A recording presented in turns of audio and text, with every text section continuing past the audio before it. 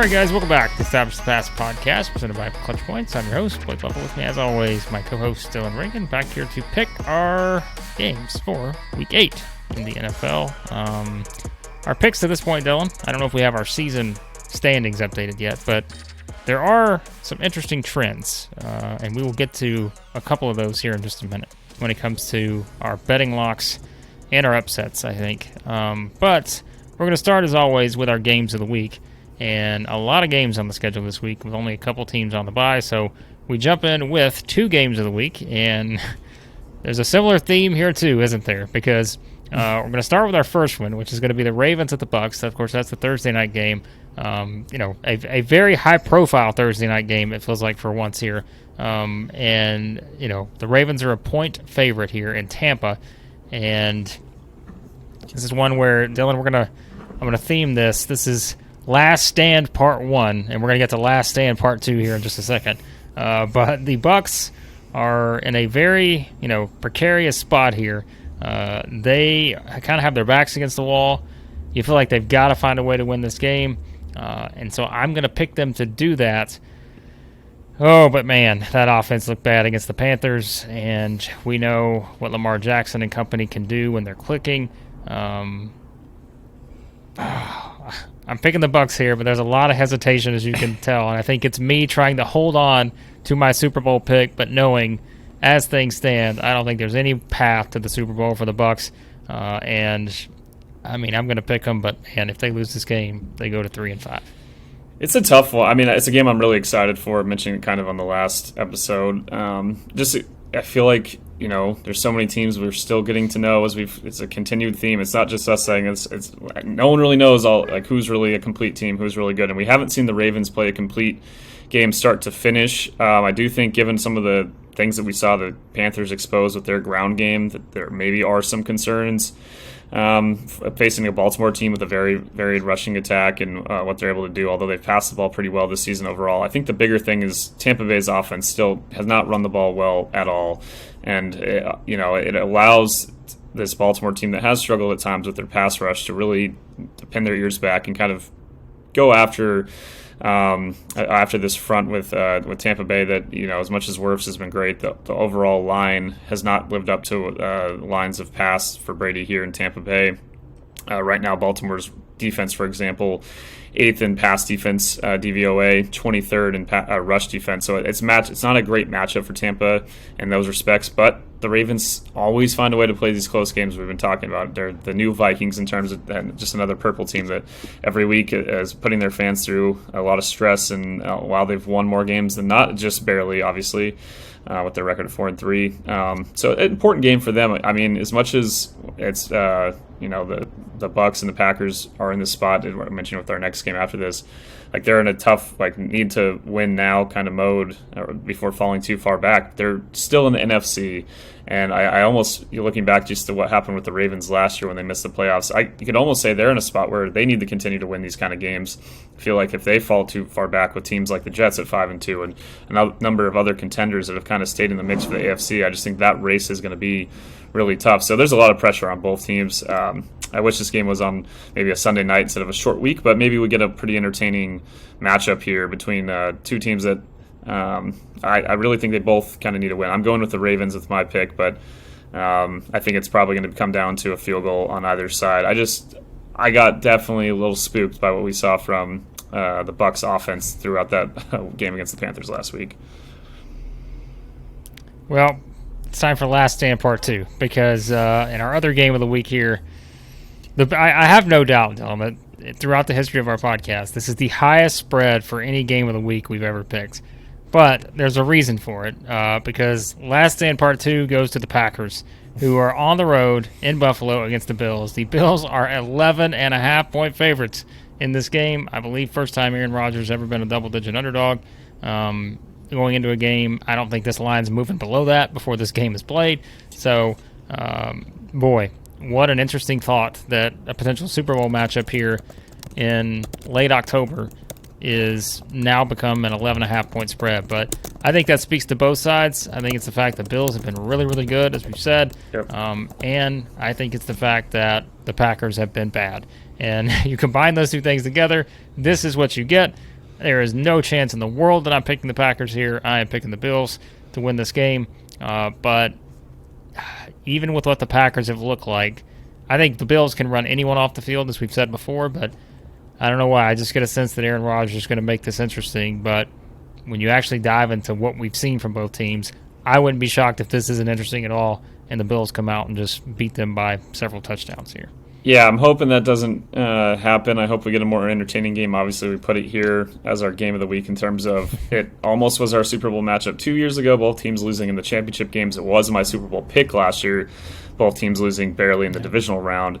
Obviously, I did pick the Bills to win the Super Bowl this year. Did not pick the Packers to make it, but I did pick them to win the division, and that I'm not even worried about that right now. They need to, as we talked about, just have some self-reflection of what they are as an offense right now. Maybe things change if they trade for a receiver, but I mean, at this point, they're not utilizing, in my opinion, their best two players outside of Rodgers on offense enough, and that's A.J. Dillon and Aaron Jones. These guys are both great running backs in their own right and very different skill sets. Aaron Jones, a great receiver out of the backfield, made a great touchdown at the end of that game against Washington.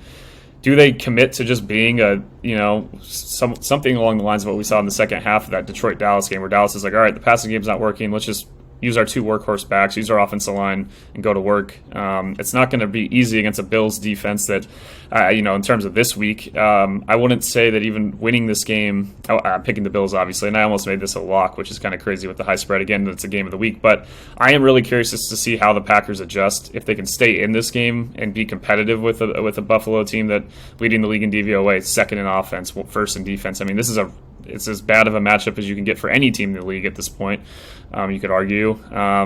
But I think for Green Bay, it's just a big moment for them also as a defense. I mean, they have not performed insanely well. They're in the back quarter of the league in DVOA. They've struggled more against the run in the past, which maybe helps a bit against a Buffalo team that, while they've been committed to running the ball more this year, they're still ranking towards the bottom of the league in rush offense DVOA. So maybe it's an okay matchup on that side.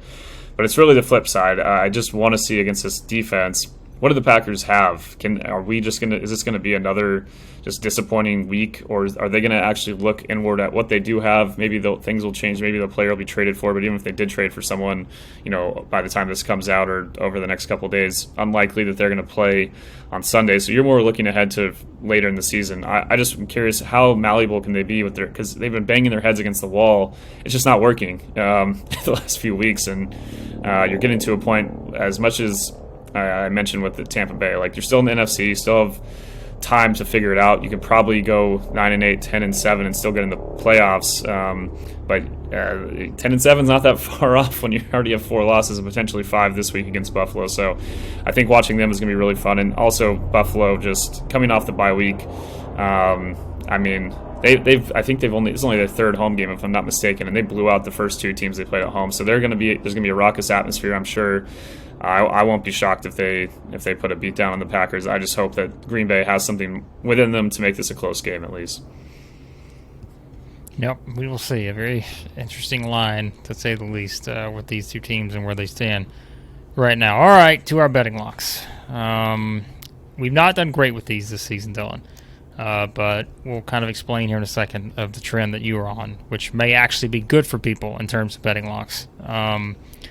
Mine, and this is going to, for our long-time loyal listeners, Dylan, hearing me have the Titans as a betting lock it's like new ground. You're breaking new ground here, as the Titans will, it seems, in Nashville with a new stadium coming. But this is uncharted territory, I think, for me to put the Titans as a betting lock, especially on the road. And with a quarterback that is dealing with an ankle injury, I'm putting a lot of faith in the Titans here against the Texans. But they are 2-point favorites in Houston. And really looking at the rest of the board, there were not a lot that felt great. I'll give you another game here in a second that I thought about, but until I realized something of note. But I'm going to go with the Titans. I mean, look, if I'm picking them to win, right, like you feel like, okay, a field goal, they're only 2-point favorites here as things stand right now. So I'm going to pick the Titans. But, man, it's like every time, when the Titans go to Houston, I don't know, man. This is one of those weird games, and especially I think it can get weird if Ryan Tannehill doesn't play or he's not 100%, because, I mean, Malik Willis, I think, will wind up being a good player, but I don't think he's there yet. So that's where this line probably, by the time this game is played, Dylan, this line could shift dramatically depending on maybe what Ryan Tannehill's availability is.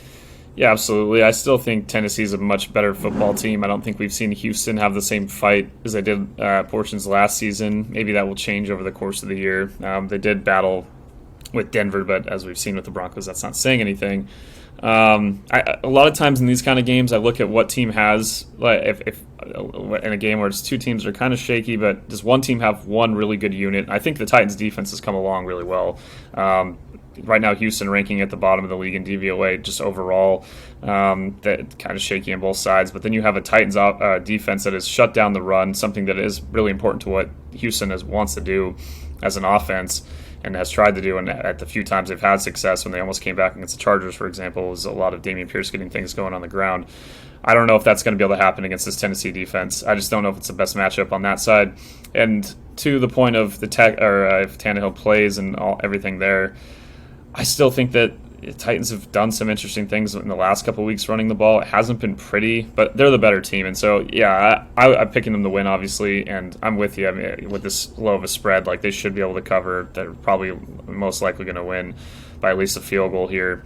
I'm going with the Titans, too. And I just, this is what they find a way to do. Even if they're always in this kind of middle tier DVOA kind of world, they still win games with Mike Vrabel, and they find a way to get things done. So it is kind of, like you said, going to Houston, kind of one of those weird ones. I won't be shocked if it goes the other way, but if I had to put money on it, I'd definitely go with Tennessee.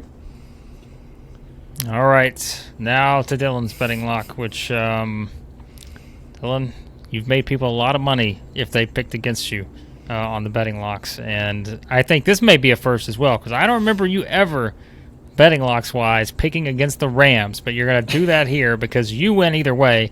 The 49ers are 1.5-point favorites in L.A. there, and they're on the road, of course. I'm picking the Niners, too. I think that they are the better team to this point. I think Christian McCaffrey probably gets a little bit more involved this week. I think the Niners' defense against this Rams offense, which is just not been great. There's a lot that seems to be in the Niners' favor, even after giving up a lot of points to the Chiefs. The Chiefs and Rams offenses, Dylan, I think what was that? I remember that was the game a couple years ago or whenever it was. You want to talk about kind of where the offenses were then. They have not been on that same level together this season, and I think that's probably the difference here to give the Niners the edge. Yeah, we're talking about a Chiefs offensive, obviously Patrick Mahomes, number one, and the playmakers they have, but we're talking about an offensive line that's in the top 5 versus a Rams offensive line, depending on where you look, is either ranked the worst in the league at the moment or in the bottom 3 or so, not just because of their lack of depth, but also just all the injuries they've had. They're supposed to get Brian Allen back this week, but it's still Alaric Jackson starting at left tackle now with no boom out, and you wonder what that matchup's going to look. He looked fine last week, or at the last game the Rams played against Carolina, but how does this work against a Niner front that is just so varied and so has just dominated this matchup? Even when the Rams offensive line last year was ranked mostly in the top 10 of the league, they still got beat up a lot of the time against San Francisco. They still had to rely on Matthew Stafford and some of the playmakers that they've not had this year. They do get Van Jefferson also back. We'll see if that adds a different element for the Rams. Definitely hopeful over the course of the year that they can at least find a way to get into the playoffs, but I don't know if this isn't something you can just fix at the trade deadline, and I know a lot of talk for the Rams has been about going after a pass rusher, but this is just kind of what happens. As much as they went all in and it worked last year, and honestly it's worked for a number of years. They've been in the mix for basically the entire McVay era outside of 2019 when they also had a lot of injuries, but this is the nature of losing out on all those picks, is the depth you have at key positions like the offensive line. And we've talked also about the Creed not picking Creed Humphrey and taking Tutu Atwell in 2021, and now Creed obviously dominating with the Chiefs. Those kind of moves just stack up over time, and it's just this matchup is too tough. Even with the Niners looking so inconsistent lately, the way they also got beat up by the Falcons, they're getting a little bit healthier overall as a team. So just matchup wise, it felt like, hey, The Niners have kind of dominated this, and to your point, yeah, either I will finally get one of these right, or if the trend continues where not only do my teams not cover, but they also lose, which has happened, I think, every week except for week 1 and maybe one other, but I'm pretty sure just week 1 is the only one I got.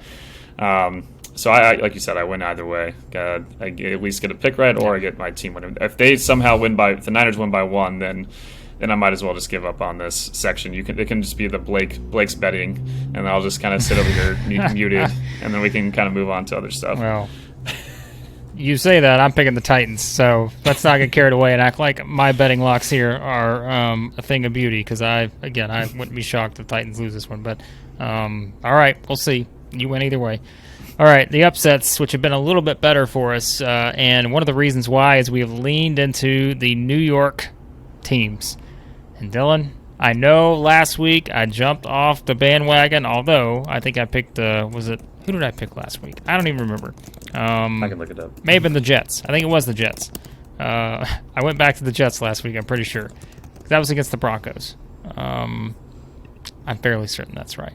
But I say all that to say that I'm going back to New York again, because this has worked for us over the past month, and I'm going back to a New York team, which I'm going to talk about the Jets here in a minute and why I think they're still a candidate for the spot.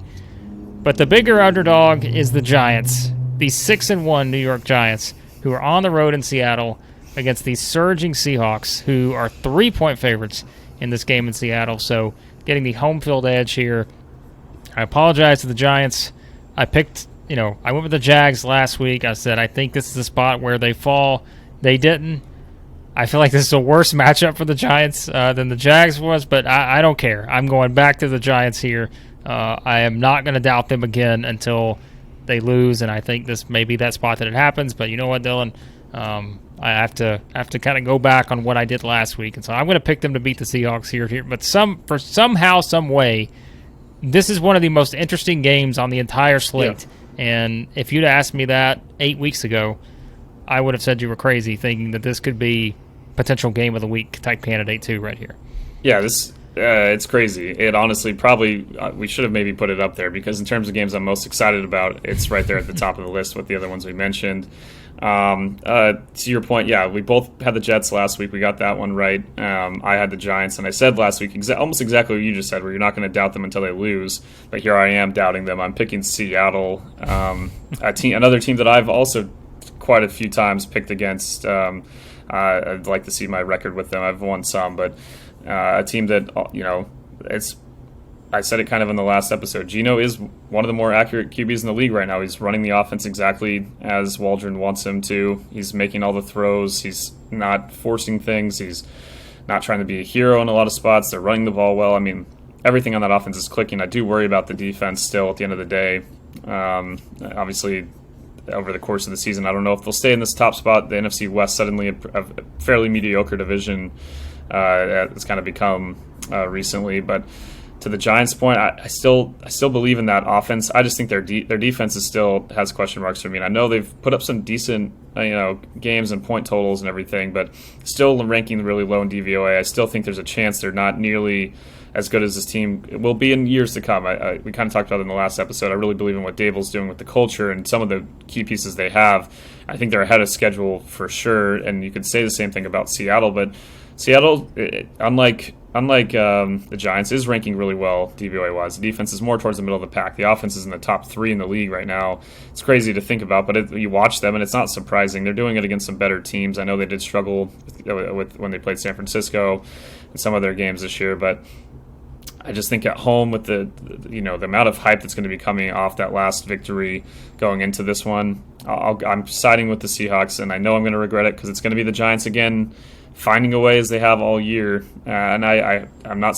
Yeah, I still think the Giants will get in the playoffs at this point. I'm not saying they're completely going to fall off the face of the earth, but I do think there's a little bit of regression due for maybe the defense in particular. Maybe this is the week where we see Seattle take advantage of some of those spots that aren't just finely tuned because they, with Sheen and the whole group, they've been put in place with, didn't have a lot of assets, not a lot of cap space, nothing really to work with. They've done a good job quickly digging out of it. I think it's more towards the next year and years after that we might see the Giants take off, but it's a great launching pad, and if they win this one, then maybe I'll go back to what I said last week. I'll start picking them no matter who they're playing, unless it's the Eagles or Dallas. Sorry. Yeah, there you go. That's probably wouldn't do that either. But all right, you're going to go with the one that I initially had, but I decided to change my pick here. So we had a couple different options. The Commanders are at the Colts. The Colts are 3-point favorites in this game. Two teams that you pointed out that started the season with different quarterbacks, and this is kind of a backup quarterback game, although now we know the Colts have made an official change for them. And so Taylor Heineke versus Sam Ehlinger here is going to be the quarterback battle in this one.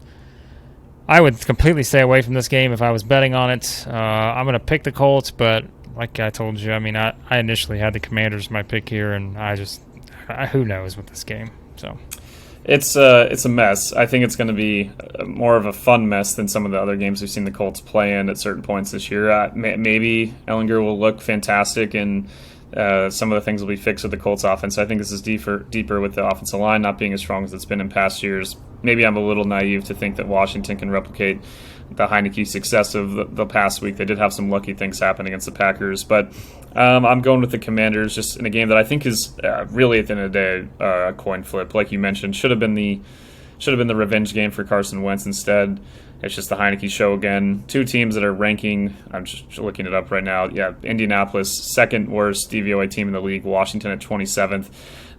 Both teams have more middle-of-the-pack defenses, though, and that's not surprising with what the product we've seen. So maybe if Indianapolis just digs themselves out a bit on the offense, maybe we will see a better product moving forward. If they're in the NFC, maybe it'll have better hopes for their playoff prospects. Washington right now only a half game out of a playoff spot because of all the mediocre play we've seen across that whole conference. I'm not saying they're going to get in, but maybe Heineke keeps a little more magic going. I think they do have a bit of a special teams edge too, so I'll go with Washington in a game that honestly it feels like literally you could flip a coin. If they played each other 10 times, I'd say each team would win 5. It's kind of that kind of game where it's just where the bounce is going to go, and whoever wins those is probably going to win the game. All right, to our quick picks, and we will move through these quickly. And we are definitely moving through this one quickly. The Broncos at the Well, look, they're playing in London, but it doesn't matter who the home team is here in this one because I don't know how much of a treat this is going to be for the London crowd, which, by the way, Dylan's had some pretty good games there from what I recall. This one, not too sure about. The Jags are 2.5-point favorites in this game, and as I said earlier, I was initially going to make the Jags my betting lock here, which kind of tells you something about where we're at because the Jags haven't won a game in a month. But that's where we are with the Broncos. Now, I don't care if Russell Wilson plays or not. I have zero faith in this team. I cannot believe this is the discussion we're having about the Broncos right now. I told you, Dylan, last week, I think if they lose this game, I would not be shocked if there is a midseason firing in a coach's first season because it's been that bad for the Broncos. I'm going Jags here, and again, I would put this close to being a betting lock for me. Yeah, could we have last year we had the Jaguars at the quickest coach firing with Urban Meyer. Yep. Could it possibly happen now with Denver losing to the new coach that replaced Urban? It's kind of crazy situation we have going here. I picked the Jaguars too. I don't feel great about it for a number of reasons in terms of what we've seen Jacksonville struggle to win with. They're still ranking in the top half of the league in DVOA despite their 2-5 record. Their expected wins are more towards the middle of the pack at about 3.5. So they're about a 500 team really with the way they've played. And you can't really say the same thing about Denver. But I do see a world where Denver's defense just takes over. We have seen the Jaguars really struggle in the red zone. They've had no issue getting down the field. They just haven't been able to punch it in. And we've seen a really stingy defense with Evero coming over from the Rams. I think they're definitely missing him in a number of ways this season. But he's done a fantastic job. He's kept the ship going for Denver. If you can say anything about Nathaniel Hackett that he's done well, it's probably hiring him to be his defensive coordinator because they were not, they had solid players last year. They did not live up to defensive expectations last year. Their numbers were not, and the advanced stats in particular, were not up to par with what people thought they could do. And this year they're third right now, only behind Buffalo and Dallas. I mean, that side deserves better. I said it I went on rambled about it in the last podcast, so I'll try not to too much here. I just feel bad for them. Maybe this is the game where they put their foot in the ground and say, screw it. We have to not only just stop the other team, we have to take the ball and go the other way. Maybe this is the one where Denver does that, but I'm not going to be the one to pick them at this point. I'm going to go with the Jags finding a way to win because they've just have been the better football team overall this year. Yeah, I think that's the best pick there, to say the least. All right, the Panthers, the Falcons. Falcons, 4.5-point favorites in this one, coming off that big loss in Cincinnati, but Panthers coming off that big win against the Bucs. Things are kind of, I think, switching spots here for this one. Falcons, we said, aside from that game, every game's been close. I wouldn't be surprised if this one is, but the Falcons are rightfully favored, and I will pick them to win this one. Yeah, I'm picking the Falcons. I mean, their offense has things clicking better than it showed against Cincinnati. I think, Carolina's defense ended up having a great game. I don't know how much it was about them, how much was just kind of those wacky things that week to week we see in the league. I still have concerns about their offense. I mean, this is one of the worst offenses still in the league in Carolina, in my opinion. I know that they're able to put some yards in the ground and maybe can do that against Atlanta too. And Atlanta's defense has not been great by any means so far this year, but they do have a decent special teams edge in this game, and overall their offense still, I think they'll figure some things out at home too. So I'll pick the Falcons, but 4.5 felt a little high. I thought maybe we'd see more of a 3-point spread after the results last week. Interesting spread here for this one. The Bears at the Cowboys. The Cowboys are 9.5-point favorites in Arlington. For this one, I think a lot of that's going to be on the Cowboys' defense, going up against the Bears' offense that just scored points against the Patriots. Some of that, of course, helped out by their defense. But Cowboys, Dylan, they got Dak back. They looked really good against the Lions. That defense is something else. So I think maybe you see the Bears come back down to earth here for this one. So the Cowboys, clearly the pick, and I'll be honest, almost consider this one too as a betting lock. I think the Cowboys are just that good, especially on the defensive side right now. Yeah, not going to overreact to what the Bears did. I do think they maybe against some weaker opponents might have some more luck with having Justin Fields run the ball more, a little bit more of a varied kind of attack with not just trying to force traditional running plays and kind of the passing game that was not working at all. They figured some things out, I think, against New England to an extent, but I don't think it's going to matter against this defense. Dallas has been dominant on that side of the football, and I think they have enough things organized on offense to still put up a decent output here against the Bears. They've run the ball really well. I think Dak's only going to get more comfortable as the weeks go on.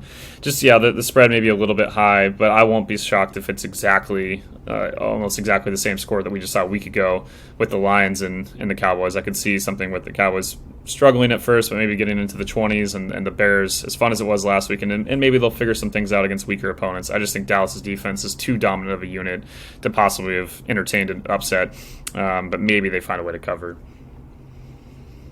Speaking of the Lions, the Dolphins head there as 3.5-point favorites. So that game played in Detroit. We talked about the Dolphins recently. I mean, as bad as the Lions' offense was against the Cowboys, Dolphins' offense at times, especially in that second half, was a little head-scratching, to say the least, with some of their offensive schemes and play calls. A lot to be desired still, I think. Game 2 back for Tua. I still think that Lions defense, which didn't look as bad against the Cowboys, probably gives up some big scores here to a Tyreek Hill or a Jalen Waddle. I think that's probably the difference in this game. Sneaky, I think, this one, and maybe that's just me trying to lean on this Lions team, but I can't pick them. I'm going to pick the Dolphins. It's a big game for Miami to, when you look at some of the opponents they still have left in their schedule in a crowded AFC, they got to win these type of ones. So I think they'll come out. I'm picking the Dolphins to win.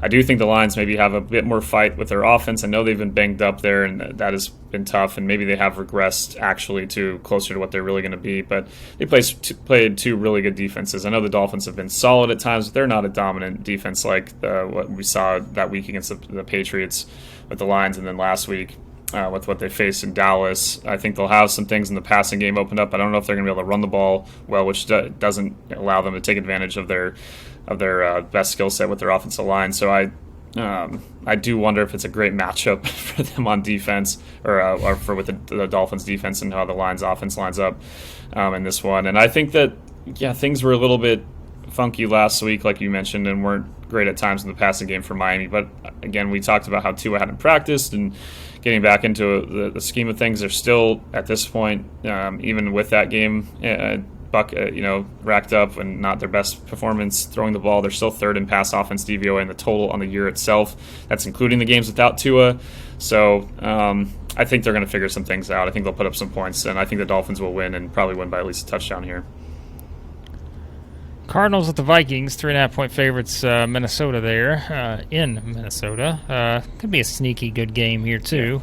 Cardinals, we know they can put up points. They got DeAndre Hopkins back. That obviously helps. But, man, the Vikings, I told you, it was like you forget the Vikings are, well, where the Vikings are right now. It's almost like they've done it kind of sneakily. I don't even know if that's the best way to put it. But, again, maybe a product of the schedule, too, to this point. But Vikings have played some decent football. They've won a lot of close games. I think that's the interesting part too to think about. But I think they probably win another close one here. It just feels like a decent setup for them coming off a bye.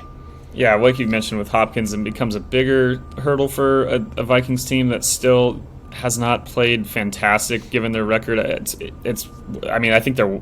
This is what should be happening after years of bad luck for Vikings teams losing games they should have won in close games. I do recall, I think last year these two teams played and the Vikings had a field goal to win and missed it from pretty reasonable distance early in the year. So, I mean, they've played, and that was a kind of wacky game. I could see it happening again this time, but I do think I think Arizona's not the team they were last year overall. Still have a lot of questions about their defense and their running game on offense and just overall special. I mean, I think they're more worthy of a 3-4 record, where I think the Vikings, 5-1, maybe they're more of a 4-2. Past years with their luck, maybe more of a 3-3 team. Their expected wins only 3.4 right now. But I think there are better days ahead even for this offense, and it's already shown. They've been solid, not perfect, but I think they're going to be, by the end of the year, one of the top 10 offenses in the league in DVOA. They kind of trend in that direction. It feels like things are maybe clicking there. So even if the defense struggles in this one, I think they put up enough points. And maybe let's see what the over-under is here, 49. Man, that's a little high, but I want to say that it's going to be higher than that. I think the Giants Seahawks was 45. That was one where I was going to mention. I think I would go over the 45 for New York and Seattle. This one, I would go over it. Screw it. I know we've had a lot of unders, and that's kind of been the theme this year. But I think this game has a chance to be more of a Big 12 kind of affair. Big 12 from maybe a decade ago than what it is now. But yeah, I think that's a good comparison. All right, this one, I don't know what you do with this one, Dylan. The Raiders at the Saints. The Raiders are 2-point favorites in New Orleans. I think the quarterback situation, Jameis still not 100%. Don't know his status yet as we record this. Raiders, meanwhile, I mean, they've been a mixed bag, right? And I think it's kind of tough to feel confident about the Raiders going on the road and getting a win in New Orleans, but I don't know. I don't have a great feel on this one, but the Raiders are favored by Vegas. I'll give Vegas the benefit of the doubt here, and I will also side with the Raiders. But to me, this is a game that I have no idea how it plays out. Yeah, New Orleans has kind of been, you see flashes. They look great on, at portions of that game on offense against Arizona, and then they throw 2 pick sixes. The defense has kind of fluctuated. It looked really good early in the year, and it's kind of fallen off now. It's more towards the back half of the league. I think the Raiders, as we've talked about, are a better team in their record. They're probably closer to the flip side of what we mentioned with Minnesota at 5-1. The Raiders are now a 2-4 team. They're probably, if those two played each other in Vegas, I'd put it as almost a coin flip. I really do believe the Raiders' offense is pretty good. Their defense, like Minnesota's, hasn't been perfect, but has forced some turnovers at times. Their special teams are pretty good. I think they're a better football team, so I'm going to pick them to win this game, but it is sketchy. It's the kind of game that we looked at over the last few years with these Raiders teams, and maybe things have changed a bit with McDaniels and some of the other personnel they have in there. But these are the kind of games in the last couple of years they've lost. I remember they lost to the Jets one game. Like, they just had some weird games over the last 2 years where it's like, what are these? What happened here? And even early in the game against Houston last week, they really struggled early on. They found the rhythm. They'll probably have to find it quicker. We'll see what the atmosphere is like. And for the Saints, they always have a great atmosphere, but with the way the team has played, I wouldn't blame fans for not being as enthusiastic as they usually are down in New Orleans. So maybe that helps a tad in a weird kind of game that I'll pick the Raiders to win. But like you mentioned, do not feel great about this one because New Orleans is kind of sneaky with the way that they've been able to put up randomly better efforts against some of the opponents they've faced. Yep, I think that's something to keep in mind with this one. But, no great feel on this game. All right, I do have a good feel on this one. The Patriots are 1.5-point favorites at the Jets. I think I picked the Jets to win every game they played in the past month. And you know what? It's done well. I'm picking the Jets again here, so technically this is an upset. But I told you, I don't know why the Patriots are favored in this game. If you look at the trajectory of both teams right now, Patriots just flopped against the Bears. Jets coming off a win against the Broncos. But I'll tell you now, Dylan, the better bet is not just the Jets to win. The under 40.5 on this game. Ooh. Give me the under all day, every day in this one. This could mirror what we saw last week with the Jets and the Broncos.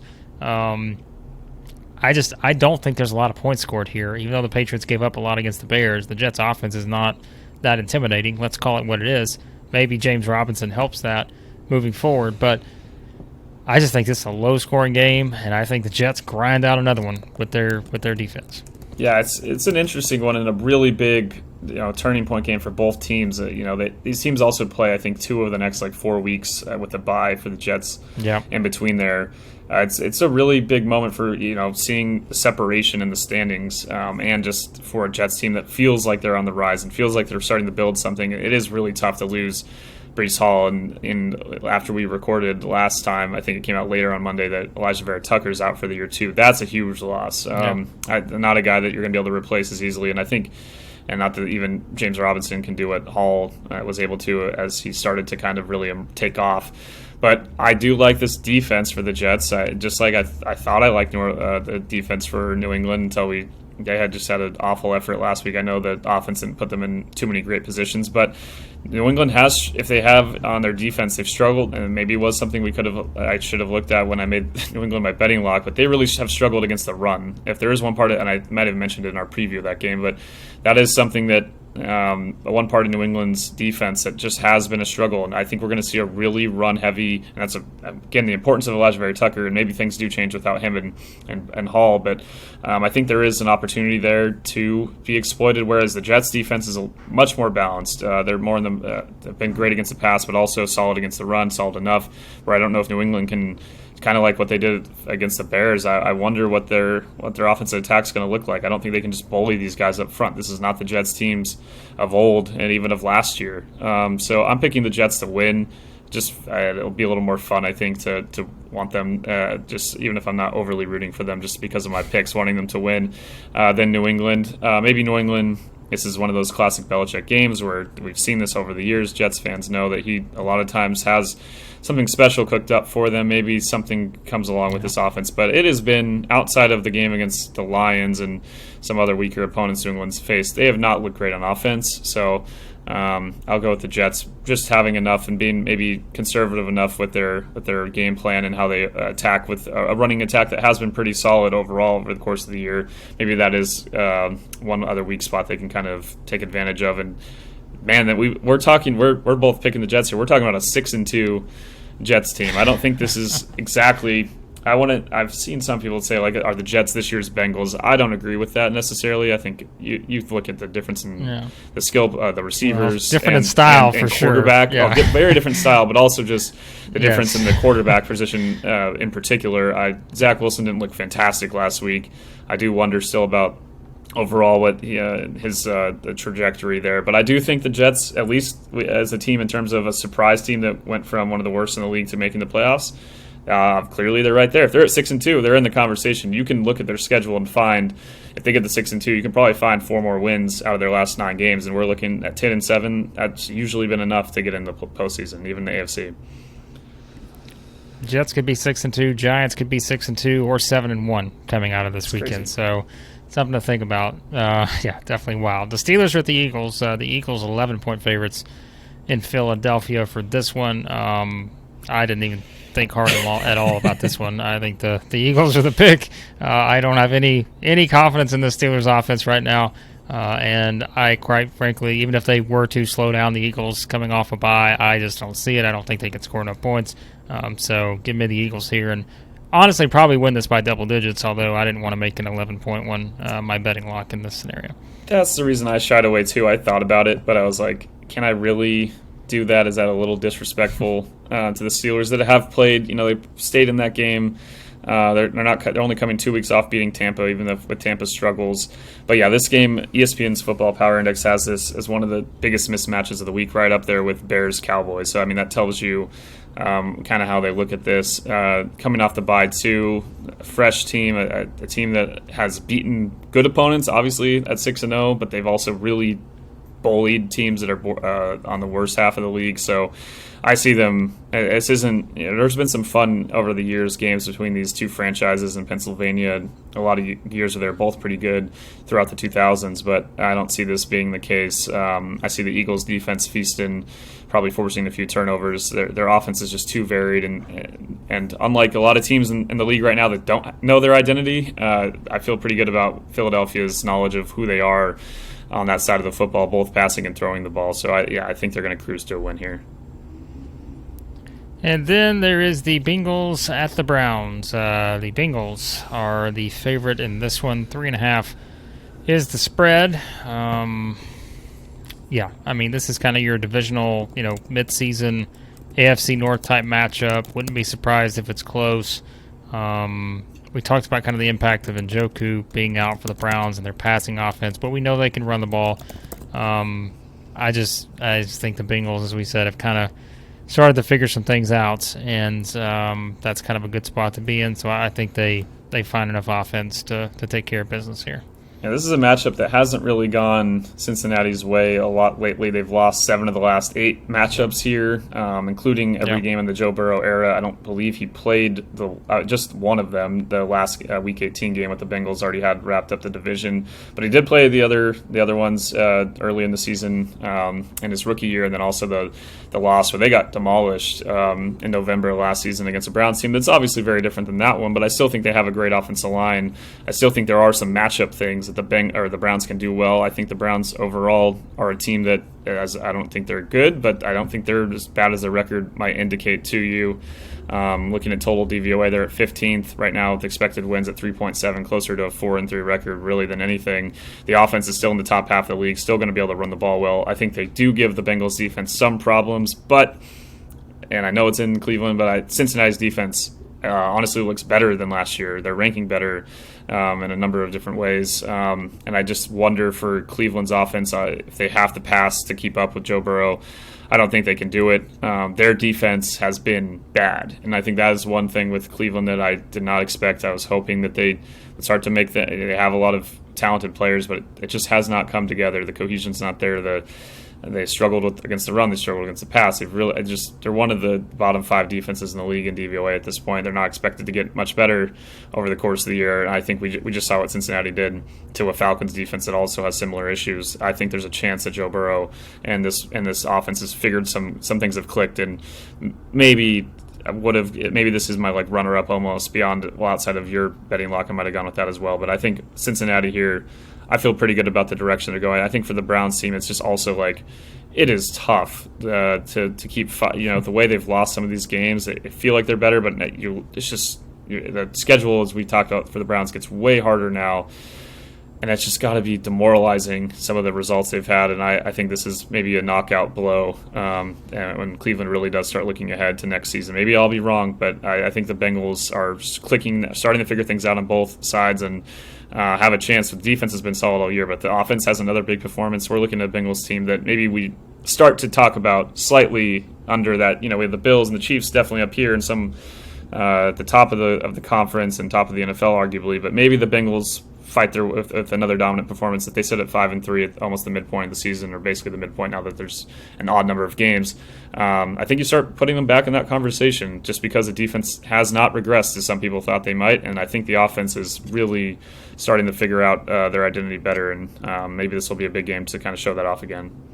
Yep, we'll see how it plays out, and a lot of interesting games on this slate, and like we said, some interesting ones that will start to shape the playoff picture, perhaps, depending on what happens with a couple of these teams for the good or the bad, in the case of teams like the Bucs and the Packers, perhaps. But there you go. There are picks for Week 8 in the NFL. Of course, Dylan, as always, got it covered over Clutch Points. Lots of stuff to get everybody ready for Week 8. So let everybody know where they can find all that. Yeah, tons of injury coverage, tons of stuff on the trade deadline. We've looked at every team's trades that they could make, for teams that need to buy, teams that need to sell. We're doing a lot of stuff on players that teams should trade away, best destinations for a lot of teams or players that are on the rumor mill situation. So yeah, all that's at Clutch Points in the NFL section. You can find it in the website, on the app. You can obviously follow all the games in the Clutch Points app as well as NBA games, World Series starting in a couple days, one day after this podcast will come out. So yeah, a lot of fun stuff going on, and a lot of also betting. If you're interested in our betting coverage and our predictions there, search the betting section there. All the NFL, we should have the Ravens Bucs article already out, but all the other ones should be coming out Friday and Saturday. So a lot of good stuff coming out, and it should be another fun week. Hopefully, even if we were kind of uncertain about these games of the week. Always a little less fun with the Chiefs not playing, but at least we get teams like the Bills, the Vikings, the Eagles. Some of the teams were on byes last week. We have them coming back, so it should be hopefully a more exciting week, and maybe the offenses will start to finally catch up, or maybe this is just the new NFL. Yeah, I hope not, but we'll see if it is. But yes, a lot of fun, interesting matchups on the schedule. So check out everything at Clutch Points to get you ready for all the games. And as always, be sure to subscribe to the podcast. Any podcast app you use, search for Establish the Pass. And thanks as always for listening to the podcast. And we'll talk to you next time here on the Establish the Pass podcast.